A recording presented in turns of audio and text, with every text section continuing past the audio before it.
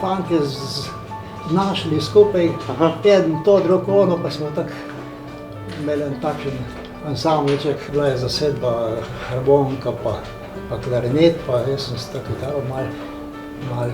Potem smo tako za svoje interne potrebe v šoli, ker so bili programi, pa smo tudi kam šli, kdaj bili povabljeni.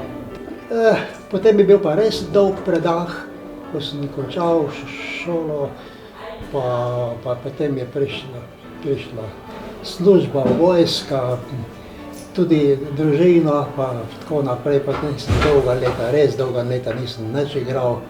Malo sem z nesigurnostjo, moram reči, se vpisal v krožek, sem rekel, kaj bom pa jaz pri tem citrskem krožku delal pred leti, ko se je ustanovil, ne. Pa veselje do teh stvari me je priteklo, da sem se vpisal. Rad pridem na ta krožek, ker smo druščina, ki se razumemo, ki radi zapojemo in radi slišimo to, kar pojemo in igramo, ne. To nas nekako čisto preseli. Mene vsaj osebno preseli čisto nekam v svet veselja, v svet razpoloženja. Včasih mi zdravje malo pošepa, pa ko se spomnim, da bo v sredo krožek, pa pravim, da v sredo še moram vsaj počakati, da še grem spet v sredo na krožek. In tako se to nadaljuje že zdajle nekaj let, ne. Imam še namen, dokler bom lahko.